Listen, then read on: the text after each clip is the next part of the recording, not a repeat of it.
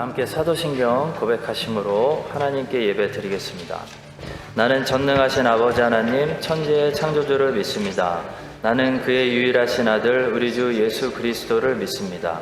그는 성령으로 잉태되어 동정녀 마리아에게서 나시고 본디오 빌라도에게 고난을 받아 십자가에 못 박혀 죽으시고 장사된 지 사흘 만에 죽은 자 가운데서 다시 살아나셨으며 하늘에 오르시어 전능하신 아버지 하나님 우편에 앉아 계시다가 거기로부터 살아있는 자와 죽은 자를 심판하러 오십니다. 나는 성령을 믿으며 거룩한 공교회와 성도의 교제와 죄를 용서받는 것과 몸의 부활과 영생을 믿습니다. 아멘.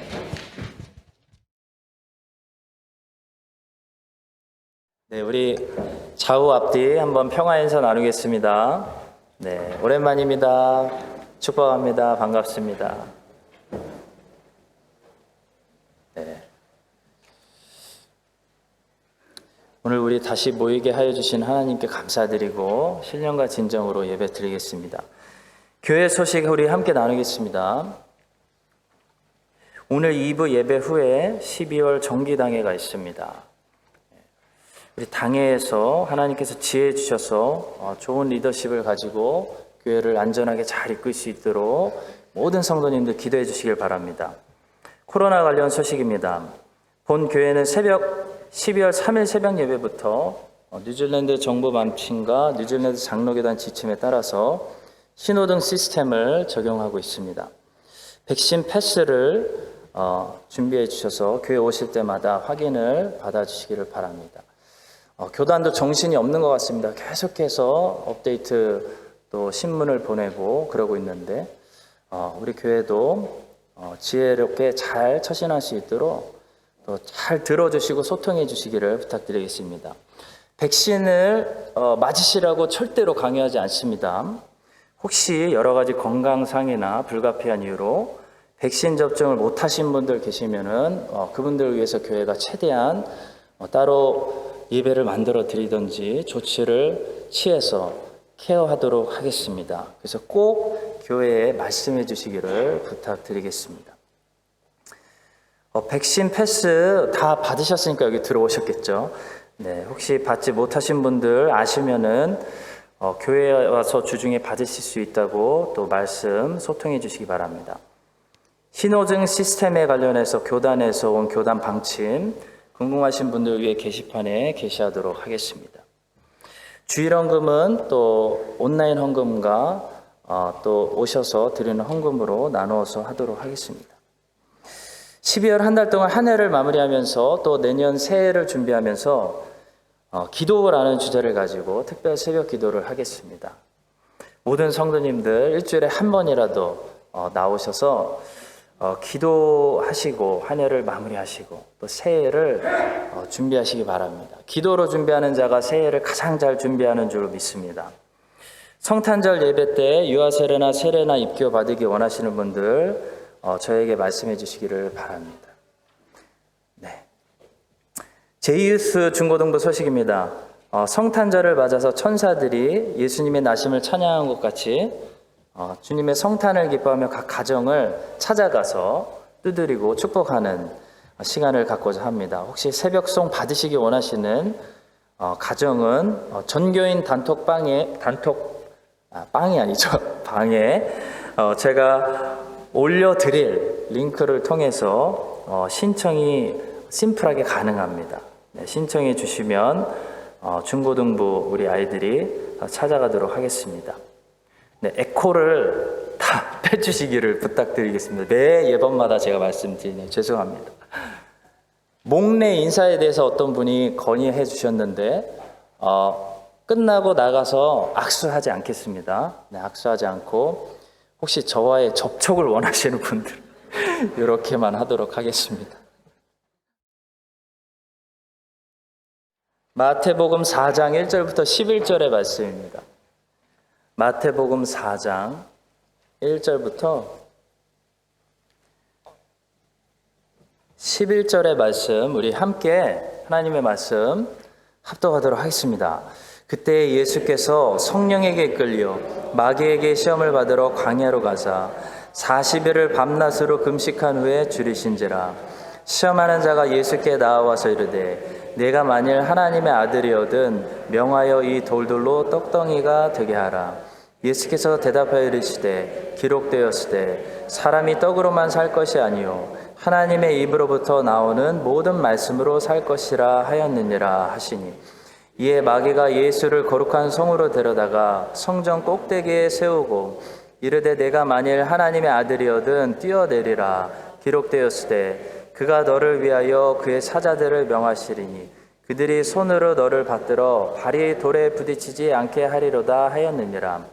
예수께서 이르시되 또 기록되었으되 주 너의 하나님을 시험하지 말라 하였느니라 하시니, 마귀가 또 그를 데리고 지극히 높은 산으로 가서 천하 만국과 그 영광을 보여 이르되 만일 내게 엎드려 경배하면 이 모든 것을 내게 주리라. 이에 예수께서 말씀하시되 사탄아 물러가라. 기록되었으되 주 너의 하나님께 경배하고 다만 그를 섬기라 하였느니라. 이에 마귀는 예수를 떠나고 천사들이 나와서 수종 드니라. 아멘.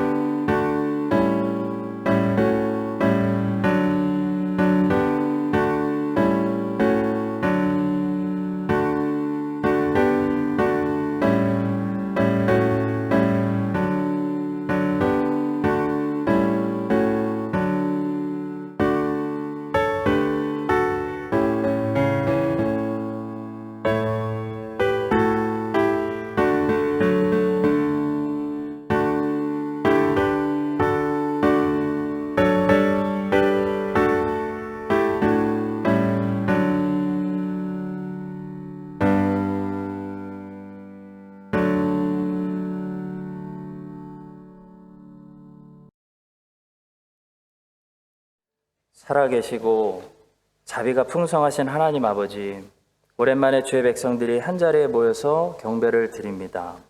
하나님을 왕으로 인정하고 하나님을 하나님으로 섬기는 바른 예배 드릴 수 있도록 오늘 연약한 죄인들의 마음을 성령 하나님께서 주관하여 주시옵소서. 하나님의 은혜와 말씀으로 죄인들의 마음이 회심되고 하나님께 돌아오고 영적으로 깨어나며 예수 그리스도의 다시 오심을 준비하는 애통하고 상한 마음들 되게 하여 주시옵소서. 죄로 인해 단단해진 우리의 마음을 부드럽게 하여 주시고 어린아이의 새살과 같은 새로운 마음들이 오늘 우리 안에 창조되어질 수 있도록 은혜를 베풀어 주시옵소서. 이 락다운 중에도 주의 백성들이 하나님을 열심히 경외하며 매주 풍성한 헌금을 드리게 하심을 감사합니다. 이 모든 헌금을 예수 그리스도의 지상명령에 순종하는데 본교회가 잘 사용할 수 있도록 지혜를 더하여 주시옵소서. 주의 백성들의 영육간의 강건함으로 갚으시고 삶의 터전을 안전하게 지켜주시고 부모들에게는 건강과 평화를, 자녀들에게는 지혜와 하나님의 비전을 채워 주시옵소서. 주의 백성들을 축복합니다. 예수 그리스도의 이름으로 기도합니다. 아멘. 오늘은 마태복음 강의 6번째 시간으로 마귀는 어떻게 시험하는가 라는 제목으로 말씀을 나누겠습니다. 본문은 예수님께서 사탄 마귀에게 3번 시험 당하시는 우리에게 너무나 익숙한 본문입니다. 예수님께서 무슨 시험 당했죠? 라고 물어보면 아마도 다 거의 대부분 대답하실 겁니다. 순서는 조금 헷갈릴 수 있습니다. 왜냐하면 마태복음과 누가복음은 2번째 시험과 3번째 시험을 순서를 바꿔서 기록했습니다. 나중에 한번 찾아보시면 흥미롭습니다. 자, 그래도 예수님께서 마귀에게 무슨 시험 당하셨는지는 다 아실 겁니다. 근데 3가지 시험이 가지고 있는 의미를 설명해 보세요 하면은 잘 모르실 수도 있습니다. 우리는 본문에 나와 있는 사탄 마귀의 3가지 시험들이 가지고 있는 의미를 깨달아야 사탄의 시험이 현대의 겉모습을 입고 우리에게 왔을 때 싸우고 승리할 수 있습니다.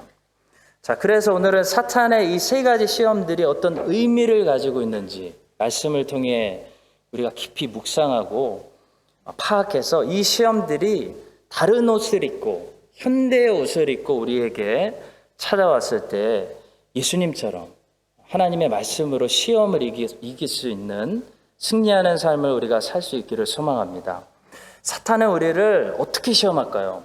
첫째로 사탄은 우리로 하여금 떡만 먹고 살도록 시험합니다. 떡을 가지고 시험하죠. 사탄이 제일 쉽게 시험할 수 있는 것이 떡을 가지고 시험하는 것입니다. 자, 예수님께서 40일 금식하시고 매우 배가 고프셨습니다. 예수님은 하나님이신데 얼마든지 돌을 떡으로 바꿔서 배를 채우실 수도 있었습니다. 근데 예수님이 끝까지 돌을 떡으로 만들어 드시지 않은 이유는 무엇일까요? 예수님이 우리에게 가르쳐 주고자 하시는 너무나 중요한 교훈이 있었기 때문입니다. 바로 사람이 떡으로만 살 것이 아니에요. 하나님의 말씀을 먹고 살아야 한다는 것을 가르쳐 주시기 위함입니다. 여기서 중요한 포인트는 떡이 나쁜 게 아니라 떡만 먹는 것이 나쁘다라는 것이 포인트입니다. 주님은 사람이 떡을 먹으면 안 된다라고 말씀하신 것이 아닙니다. 떡만 먹으면 안 된다라고 말씀하신 것입니다. 떡은 나쁜 것이 아니죠. 저는 떡을 너무 사랑합니다. 특히 팥이나 꿀이 든 떡. 추석은 참 좋은 계절입니다. 떡이 나쁘다는 것이 아니라 떡만 먹는 인생이 나쁘다는 거죠. 사람은 떡도 먹어야 되지만 하나님의 말씀을 먹어야 되는 존재입니다. 사람은 음식을 먹어야 되는 육적인 존재이지만 동물은 아니라는 겁니다. 동물하고 차별이 있다는 거죠. 사람 안에 하나님의 형상을 닮은 영이 있습니다. 그래서 이 영도 음식을 먹어야 건강한데 하나님의 말씀이 영이 먹어야 되는 음식이라는 거죠. 이어령 선생님께서 쓰신 책 중에 빵만으로는 살 수 없다라는 책이 있습니다. 그 책의 내용처럼 사람은 빵만 먹고 채워지는 존재가 아니라는 거죠. 빵만 먹는 것이 해결되면 인간은 꿈도 꿔야 되고 꿈도 먹어야 되고 사랑도 먹어야 되고 하나님의 말씀도 먹어야 되는 그런 존재라는 겁니다. 아무리 잘 먹어도 고급 레스토랑에서 매일 잘 먹어도 꿈도 없고 목표도 없고 사랑도 없고 하나님도 없으면 아무리 잘 먹어도 인생이 파괴된다는 겁니다. 정신병이 온다는 겁니다. 자, 물론 우리는 빵도 잘 먹어야 됩니다. 우리는 육체를 무시해서도 안 됩니다. 초대교회 때 이단 중에는 영지주의라는 이단자들이 있었습니다. 그들은 육체는 무조건 나쁘다고 생각했습니다. 그들은 무조건 영적인 것들만 좋은 것이라고 선한 것이라고 생각했습니다.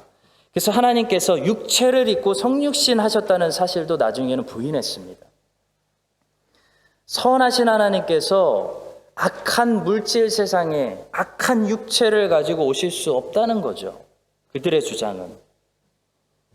자, 이렇게 영지주의에 빠지게 되면 자기가 신앙이 잘한다라고 생각할수록 물리적인 세상을 악하게 보고 육체적인 것들을 거부하는 그런 금욕주의에 빠지게 됩니다. 그리고 스스로 착각해서 자기는 어떤 대단한 영물이 되었다고 생각하는 거죠. 그런 사람들 만나보면 대단히 교만에 빠져 있습니다. 자신은 마치 밥도 안 먹고 화장실도 안 가는 사람처럼, 신비한 사람처럼, 자신은 모든 물리적인 세상들은 초월한 것처럼 돗자리 깔고 앉아가지고 하나님의 음성을 듣는 그런 도사라도 되었다는 것처럼 착각하는 사람들이 많다는 거죠. 과거에 영지주의자들이 그랬습니다. 뭔가 신비한 것이 있는 것처럼 행동했다는 거죠. 성도 여러분, 기도 많이 하고 금식도 많이 하는 것 좋습니다. 성령 충만하고 세속에서 벗어나서 거룩한 삶을 사는 것은 당연히 우리가 살아야 되는 삶입니다. 그러나 영지주의자들이 걸어갔던 금욕에 빠지는 모습과 구별해야 된다는 거죠. 진짜 성령 충만한 사람들은 돗자리 깔고 도사처럼 살지 않습니다. 진짜 기도를 바르게 하고 하나님 앞에서 바른 금식을 하고 거룩하게 살아가는 사람들은 물리적인 세상을 거부하는 것이 아니고 물리적인 세상 속에서 맛을 냅니다. 향기를 낸다는 거죠. 변화시킨다는 거죠. 하나님의 뜻대로 다스리고 관리한다는 겁니다. 청지기가 되는 겁니다. 세상으로부터 금욕하는 것과 세상 안에서 거룩하게 살아가는 것은 다른 것입니다. 우리는 세상의 빛, 세상의 소금으로 부르심을 받은 사람들입니다. 그 얘기는 물리적인 세상을 무시해서는 안 된다는 거죠.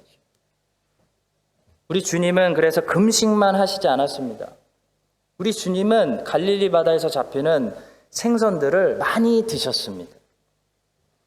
주님은 회는 좋아하지 않으셨던 것 같아요. 요한복음 21장에 보니까 생선 구이를 좋아하셨던 것 같습니다. 자, 우리 주님은 먹어야 할 때는 잘 드셨다는 거죠. 근데 우리 주님은 먹기만 하지는 않으셨다는 거죠. 이게 포인트입니다. 우리 주님의 주식은 하나님의 말씀이었습니다. 그냥 하나님의 말씀을 읽고 묵상하는 것이 아니고 하나님의 말씀대로 순종하는 것, 하나님의 뜻대로 삶을 사는 것, 그것이 우리 주님이 드셨던 주식이었다는 겁니다. 요한복음 4장에 이렇게 말합니다. 이르시되 내게는 너희가 알지 못하는 먹을 양식이 있느니라. 제자들이 서로 말하되 누가 잡수실 것을 갖다 드렸는가 하니 예수께서 이르시되 나의 양식은 나를 보내신 이의 뜻을 행하며 그의 일을 온전히 이루는 이것이니라.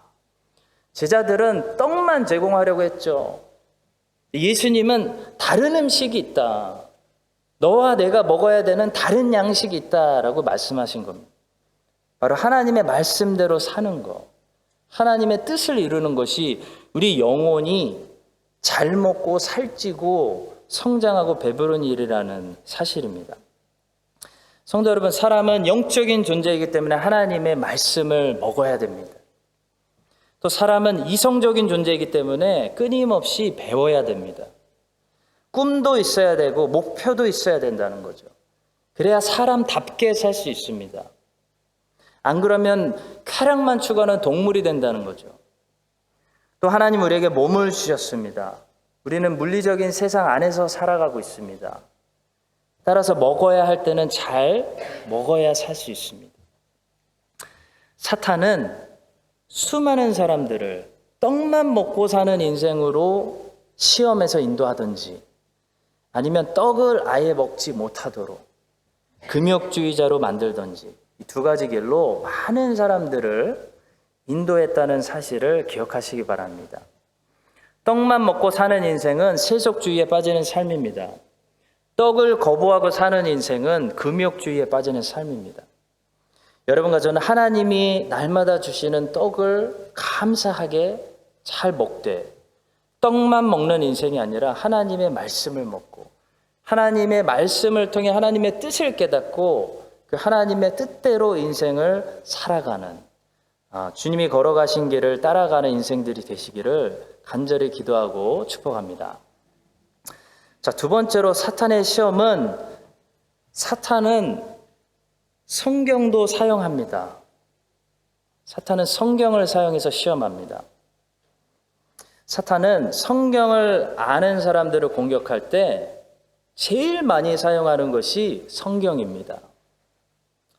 예수님께서 하나님의 말씀을 가지고 첫 번째 시험을 반격해 버리니까 사탄이 곧바로 하나님의 말씀 가지고 성경으로 한번 해보자.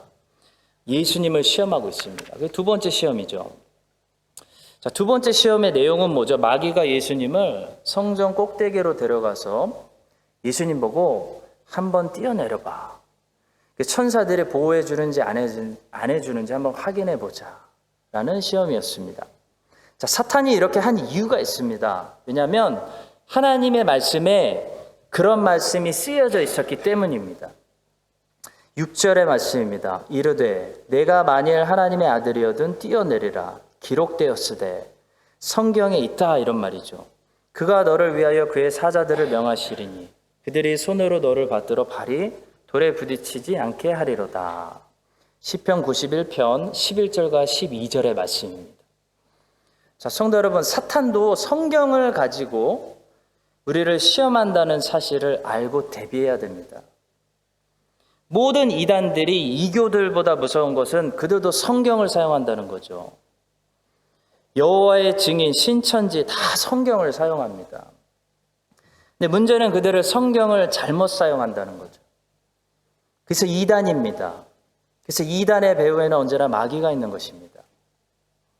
그렇다면 마귀는 성경을 사용하는데 어떻게 잘못 사용할까요? 구체적으로 두 가지만 말씀드리겠습니다. 첫째로 마귀는 성경을 사용해서 시험하는데 성경의 진실성을 의심하게 공격한다는 겁니다. 그것이 사탄이 성경을 사용하는 유일한 목적이죠. 믿게 만들려고 하는 게 아니라 의심하게 만들려고. 자, 성경의 말씀이 진짜인지 아닌지 확인해 보라고, 시험해 보라고 하는 것이 사탄 마귀의 일입니다. 자, 오늘 본문에서도 마귀가 예수님을 시험하는 것은 천사들이 너를 붙들어서 발이 돌에 부딪히게 하게 하는지 안 하는지, 이 말씀이 진짜인지 아닌지 한번 확인해 보자, 테스트해 보자, 이런 말씀이죠. 그래서 주님이 대답하십니다. 주 너의 하나님을 테스트하지 말아라. 하나님의 말씀은 신뢰와 순종의 대상이지 시험의 대상이 아니라는 거죠. 주님이 못을 박으신 겁니다. 여러분, 사탄은 하나님의 말씀에 진실성을 공격합니다. 그것이 사탄의 유혹입니다. 하와에게도 그랬죠. 뱀은 하나님의 말씀을 사용해서 하와를 넘어뜨렸습니다.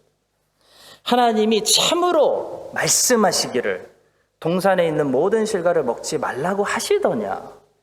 하나님이 참으로 말씀하시기를 너희가 정령 죽으리라 하시더냐? 그거 진짜냐? 그거 사실이냐? 하나님 말씀의 진실성을 의심하게 하는 거죠. 자, 뱀의 유혹을 받고 하와는 그래서 하나님의 말씀을 의심하게 됩니다. 안 죽을 것 같다라는 생각이 든 거죠.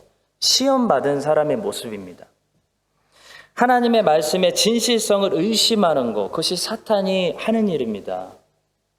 오늘날 그래서 사탄이 만들어낸 잘못된 신학이 있습니다. 사탄 신학이 있습니다. 바로 자유주의 신학입니다. 자유주의 신학은 무엇에 근거를 두고 출발하는 신학이냐면 성경 이거 진짜냐? 성경 이거 믿을 수 있는 거냐? 성경의 진실성을 의심하는 것에서 기초를 두고 시작하는 신학이 자유주의 신학입니다. 여러분, 성경은 이 성경의 진실성, 곧 성경이 하나님의 말씀이라는 사실, 모든 한 글자 한 글자가 실수가 없는 하나님의 말씀이라는 사실을 성경 밖에서 외부로부터 인정받으려고 하지 않습니다. 성경은 성경의 진실성을 성경 자체로부터 증언받습니다. 성경 전체가 성경이 하나님의 말씀이라고 증거하고 있다는 거죠. 자유주의는 성경의 진실성을 성경 안에서 찾는 것이 아니고 성경 밖에서 판단하려고 하기 때문에 이미 잘못된 출발로 시작하고 있는 사탄 마귀의 신학인 것입니다. 인간의 이성을 가지고, 인간의 과학을 가지고, 인간의 수단을 가지고 이 성경이 맞는지 진실성을 판단하자라는 것 자체가 잘못된 시작이라는 거죠. 오늘 두 번째 시험과 사탄 마귀의 방법과 같은 방법이라는 거죠. 성도 여러분, 사탄은 할 수만 있다면 성경의 모든 구절들을 우리 앞에 펼쳐놓고 이런 질문을 할 것입니다. 이게 정말 맞을까? 이게 정말 진실일까? 의심하게 만든다는 거죠. 그것이 사탄 마귀가 하는 일입니다. 사탄 마귀는 하나님의 말씀에 진실성을 공격한다는 사실을 기억하시기 바랍니다. 두 번째는 사탄은 성경 그 구절을 가지고 잘못 해석하고 적용시킨다는 거죠. 여러분, 이단이 왜 이단이냐면 그 성경 구절을 잘못 해석하고 적용시켜서 그렇습니다. 그 구절을 성경 전체의 교리 안에서 해석하는 것이 아니라 그 구절만 뽑아서 자기가 원하는 주장에 갖다 붙여서 자기의 주장을 정당화시키고 합리화시키기 때문에 이단이죠. 그게 이단입니다.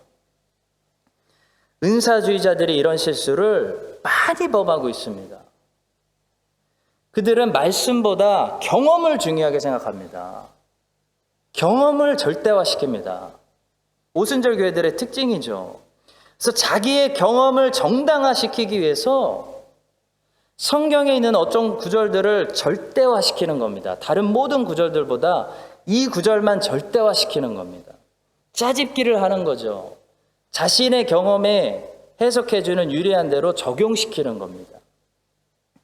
자, 사탄도 본문에서 지금 그걸 하고 있습니다. 무서운 일이죠. 사탄이 그걸 하고 있다는 겁니다. 시편의 말씀 한 구절 뽑아와서 예수님께 그거 증명해라, 지금 적용하자 강요하고 있는 거죠. 그때 예수님의 대답이 무엇이었습니까? 예수님의 대답이 놀라운 해답이 있습니다. 또 기록되었을 때. 성도 여러분, 여기서 또가 중요합니다. 또, also. 자, 그냥 기록되었을 때가 아니라 또 기록되었을 때. 이 말은 사탄 마귀와 성경에는 그 말씀만 있는 게 아니야. 성경에는 또 기록되었을 때, 신명기 6장 16절에 기록된 이런 말씀도 있어. 주 너의 하나님을 시험하지 말아라. 그래서 주 너의 하나님을 시험하지 말라라고 하나님이 말씀하셨다면 너는 시편의 그 한 구절 말씀 뽑아와서 하나님을 시험하면 안 돼. 그런 말씀을 지금 하고 계시는 겁니다. 성경의 모든 말씀들은 모든 말씀들의 지지를 받아야 한다는 것입니다. 하나님께서 신명기에서 주 너의 하나님을 시험해서는 안 된다 말씀하셨다면 시편에서 네가 뛰어내려도 하나님은 너를 보호하신 하나님이야 라고 말씀하셨어도 그 말씀 가지고 하나님을 시험하려고 하면 안 된다라는 것입니다. 성도 여러분, 이단들, 은사주의자들의 말을 들어보면 맞는 말 같아요. 근데 그들의 말만 들으면 안 된다는 거죠. 그 말이 맞는지 모든 성경을 통해서 지지를 받아야 된다는 것입니다.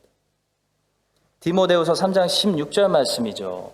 모든 성경은 하나님의 감동으로 된 것으로 교훈과 책망과 바르게 함과 의로 교육하기에 유익하다.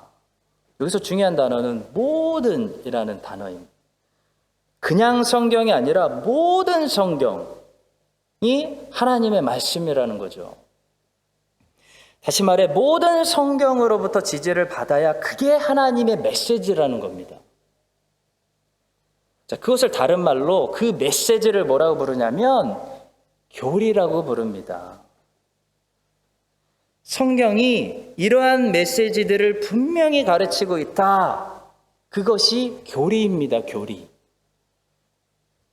오순절 교회들은 교리 공부를 안 하잖아요. 교리 공부에 약하기 때문에 경험과 체험을 중요하게 생각하기 때문에 자꾸 은사주의자들 같은 말씀을 한 구절 뽑아와서 잘못 해석하는 일들이 자꾸 일어나는 거죠. 여호와의 증인이라든지 신천지라든지 은사주의자들이 근데 덤비지 못하는, 건드리지 못하는 사람들이 있습니다. 누군지 아세요? 모든 성경을 아는 사람. 그런 사람들 못 건드린다는 거예요. 그래서 교리 공부를 우리가 해야 된다는 겁니다. 성도 여러분, 교리는 다른 게 아니에요. 성경에 이런 가르침들이 있다라는 것을 좀 더 쉬운 폼으로 정리한 게 교리예요. 왜냐하면 성경은 이야기로 되어 있지 않습니까? 성경은 방대하지 않습니까? 그래서 이야기 안에 하나님이 말씀하고자 하시는 메시지가 있지만 그 메시지를 구별해내고 찾아내는 것이 쉽지 않다는 거죠.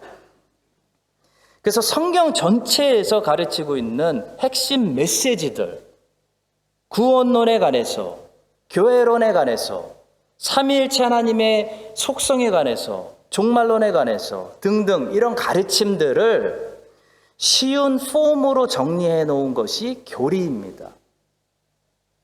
그러니까 교리를 가르치면 아이들이 성경 전체의 메시지를 이해하게 되는 거죠. 그래서 정통적인 개혁교회들은 늘 교리를 가르쳤습니다. 아이들 버전을 따로 만들어서 주일학교에서도 교리를 가르쳤다는 거죠. 그래서 교리를 아는 사람은, 성경 메시지를 아는 사람은 이단들이 한 구절 두 구절 뽑아와서 이상한 해석을 할 때 저거 잘못된 해석이네, 한 번에 안다는 겁니다. 근데 교리를 공부하지 않으니까 이상한 소리를 들어도 분별이 안 되는 거죠, 우리 세대는. 자, 우리 주님은 하나님이시기 때문에 모든 성경을 알고 계십니다. 그러니까 사탄이 어떤 한 구절 뽑아와서 잘못 적용시킬 때 교리로 받아치는 거죠. 너 틀렸어. 그 말씀은 그렇게 적용하면 안 돼. 왜냐하면 성경에는 이런 말씀도 있어. 주 너의 하나님을 시험하지 말아라. 받아치는 겁니다. 이것이 우리가 해야 된다는 거죠. 앞으로 이단들이 더 많아질 거기 때문에 성경 전체의 메시지를 이해하는 이런 훈련이 필요하다는 겁니다. 2002년도 한일 월드컵 때 대한민국이 4강까지 갈 수 있었던 이유는 크게 세 가지였다고 전문가들은 해석합니다. 자, 첫째는 기초 체력이 받쳐졌기 때문에 모든 게 가능한 거죠. 아무리 뭐가 작전이 좋고 많아도 기본이 안 되면 안 됩니다. 둘째, 협동, 팀워크가 좋았다는 겁니다. 스타 플레이어가 없으니까 협동이라도 잘해야죠. 한국인들이 잘하는 거. 그냥 무조건 열심히 하는 거 아니겠습니까? 근데 또 중요한 세 번째가 있습니다. 이 세 번째 이유가 굉장히 중요해요. 한국이 4강까지 갈 수 있었던 세 번째 이유는 히딩크 감독이 유럽 선수들을 너무나 잘 알고 있었다는 겁니다. 스페인의 저 선수는 어떤 습관이 있고 어디로 어느 쪽으로 공을 치고 들어가기를 좋아하고, 이탈리아의 저 선수는 주로 무엇으로 골을 넣고 어떤 습관이 있고, 이 히딩크가 유럽의 선수들을 손바닥 보듯이 너무 잘 깨고 있기 때문에 우리 선수들은 경기를 준비하면서 모니터링 공부를 충분히 하고 다 알고 나갔다는 겁니다. 근데 유럽 팀들은 대한민국에 대해서 전혀 모르고 있었죠. 우리의 작전에 먹힌 거죠. 공부를 안 한 겁니다. 방심하게 한 겁니다. 그러니까 붙었을 때 차이가 나는 거죠. 저들은 당황하고 우리는 다 알고 있는 겁니다. 성도 여러분, 모든 성경을 아는 사람은요, 사탄이 건드리지 못합니다. 근데 말씀을 모르니까 사탄의 시험에 넘어가는 거죠. 타깃이 되는 거죠. 그래서 말씀을 알아야 됩니다. 성경을 알아야 되고 성경이 가르치고 있는 메시지들을 알아야 됩니다. 그래야 싸웠을 때 승리합니다. 저는 그래서 앞으로도 성경의 교리들을 제일 잘 정리해 놓은 작품들이라고 할 수 있는 칼빈의 기독교 강요, 웨스트민스터 신앙고백서, 하이델베르크 소요리 문답, 벨지카 신앙고백서, 또 더 나아가서 기회가 되면 마틴 로이드 존스 목사님의 교리광자, 이런 교리 공부들은 항상 꾸준히 하려고 합니다. 이것만 하겠다는 게 아니라, 이것만 하자는 것이 아니라요, 기초는 매일 해야 되는 겁니다. 기본은 항상 해야 되는 겁니다. 스포츠 선수가 기본 근력 운동은 항상 해야 되는 것처럼 하나님의 성경이 뭘 가르치고 있는지 이 교리 공부는 항상 꾸준히 해야 된다는 것입니다. 여러분과 제가 성경을 아는 사람들이 되어서 사탄 마귀가 성경을 가지고 공격할 때, 이단들을 가지고 공격할 때, 이상한 설교들을 가지고 다가올 때, 우리 주님처럼 성경을 가지고 오히려 사탄을 혼내줄 수 있는 그런 성령의 검을 가진 성도님들 다 되시기를 주님의 이름으로 축복합니다. 마지막 세 번째로, 사탄 마귀는 우리를 언제나 쉬운 길로 가라고 시험한다는 거죠. 이 세 번째 시험에서 주목할 것은 사탄 마귀가 예수님께 십자가 고통이 없는 쉬운 길을 제시했다는 겁니다. 엄청 무서운 유혹이죠. 십자가 길 걸어가지 않고 십자가를 돌아가라. 주님께서 많은 사람들이 다니는 넓은 길로 가지 말고 적은 사람들이 찾는 좁은 길로 가라 말씀하셨죠. 보시면 그 말씀에 좁은 길을 사람들이 찾는다는 겁니다. 좁은 길을 사람들이 추구한다는 겁니다. 왜 많은 사람들이 좁은 길을 추구할까요? 그 길에 고통이 없기 때문입니다. 편하기 때문입니다. 왜 많은 사람들이 넓은 길로 가려고 하지 않을까요? 그 길에 고통이 있기 때문입니다. 십자가가 우리를 기다리고 있기 때문입니다. 제가 거꾸로 얘기했나요? 반대로 얘기했나요? 녹음되는데 큰일 났네. 넓은 길이 아니죠. 좁은 길에 십자가가 기다리고 있다는 겁니다. 주님 지혜 주셔서 감사합니다. 요즘 워낙 세상이 무서운 세상이니까 말을 잘해야 돼. 성도 여러분, 예수님의 제자가 된다는 것은 이 땅에서 먼저 눈물로 우리가 씨앗을 뿌리고 이 땅에서 주님의 나라를 위해서 먼저 희생하고 십자가를 지고 주님의 남은 고난에 동참한다는 것을 분명히 말씀합니다. 사탄은 그거 못하게 하는 거죠. 그걸 우리가 꾸준히 하면 부활의 영광을 받기 때문에, 그리스도가 전파되기 때문에, 하나님 말씀이 30배, 60배, 100배 열매를 거둔다는 거 사탄이 알기 때문에 그거 못하게 하려고 쉬운 길로 가라는 겁니다. 성도 여러분, 고통을 참아야 열매를 맺을 수 있습니다. 사탄은 열매를 못 맺게 하기 위해서 고통을 피하라고, 쉬운 길로 가라고 유혹합니다. 눈물로 씨앗을 심지 않는 사람은 절대로 열매를 거둘 수가 없습니다. 미국에서 과학이 아무리 발전해서, 미국 사람들 그런 거 좋아하죠.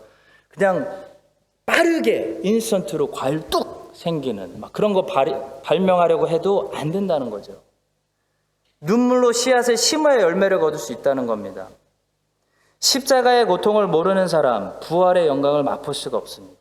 순교자들의 피를 흘리지 않으면 하나님의 복음이 들어갈 수 없고, 성도들의 헌신과 희생의 제사가 드려지지 않으면 하나님의 나라가 확장될 수 없다는 겁니다.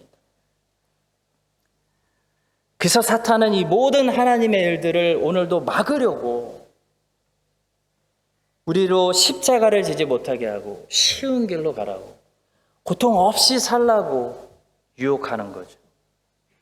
사랑하는 성도 여러분, 사탄이 세상에 얼마나 쉬운 길들을 많이 만들어 놨는지 곰곰이 생각해 볼수록 정말 무섭습니다. 고통을 피하는 길, 땀 흘리지 않아도 되는 길, 눈물 흘리지 않아도 되는 길, 십자가를 지지 않고도 성공하는 길, 성공하는 것처럼 보이는 길, 너무나 많이 만들어 놨다는 거죠. 그래서 우리 자녀들이 아무 생각 없이 기웃거리고 들어갈 수 있다는 겁니다. 아, 이 길로 가면 쉽게, 빠르게 대박 날 수 있대. 거짓말에 속는 거죠. 이어령 선생님께서 젊음의 탄생이라는 책에서 뜨는 것과 나는 것은 다르다고 했습니다. 뜨는 것은 고통이 없이도 가능합니다. 눈물이 없이도 뜰 수 있습니다. 바람만 잘 만나면 뜰 수 있죠. 그래서 전부 뜨려고 하는 거죠. 근데 뜨는 인생은 성도 여러분 매우 위험한 인생입니다. 왜냐하면 뜨는 인생은 그 바람이 낭떠러지로 몰고 가면 낭떠러지로 끌려가기 때문이죠. 세상에 뜨는 인생들이 많기 때문에 순식간에 추락하는 인생들도 우리가 많이 보게 됩니다. 근데 나는 것은 쉽게 추락하지 않습니다. 나는 것은 동력이 필요하죠. 땀이 필요하고 노력이 필요하다는 겁니다. 날면 방향이 있습니다. 방향을 가지고 있습니다. 근데 나는 것은 고통을 요구합니다. 눈물을 요구하고 피나는 노력을 요구하고 우리 하나님의 자녀들에게는 십자가를 요구합니다. 여러분과 저의 인생이 고통을 피해가는 길, 십자가를 돌아가는 길, 사탄이 제공하고 유혹하는 그런 쉽게 떴다가 추락하는 그런 인생을 사는 것이 아니고 그리스도께서 한 걸음 한 걸음 꾸준히 걸어가셔서 마지막 한 잔까지 다 마셨던 것처럼 눈물로 심어서 기쁨을 거두고 고통을 심어서 많은 열매를 맺고 십자가를 심어서 부활과 영생을 얻는 그런 인생들 될 수 있기를 예수 그리스도의 이름으로 간절히 축원합니다. 기도하겠습니다. 하나님 아버지, 우리를 모든 사탄의 시험에서 구하옵시고 예수 그리스도께서 하나님의 말씀으로 모든 시험을 이기신 것처럼 우리도 주님의 길을 따라가며 모든 시험들을 이기는 주님의 자녀들 될 수 있도록 인도하여 주시옵소서. 예수 그리스도의 이름으로 기도합니다. 아멘. 이제는 모든 시험을 이기시고 승리의 면류관을 쓰신 예수 그리스도의 은혜와 시험 당할 때 피할 길을 보여주시는 하나님 아버지의 놀라우시고 세밀하신 사랑과 모든 시험에서 지키시고 능히 건지시는 성령 하나님의 역사하심이 사탄이 어떻게 우리를 시험하는지 보고 시험 당할 때 십자가 말씀으로 승리하기로 결단하는 모든 하나님이 사랑하시는 자녀들 위해 이제부터 영원까지 함께 하시기를 간절히 축원드립니다. 아멘.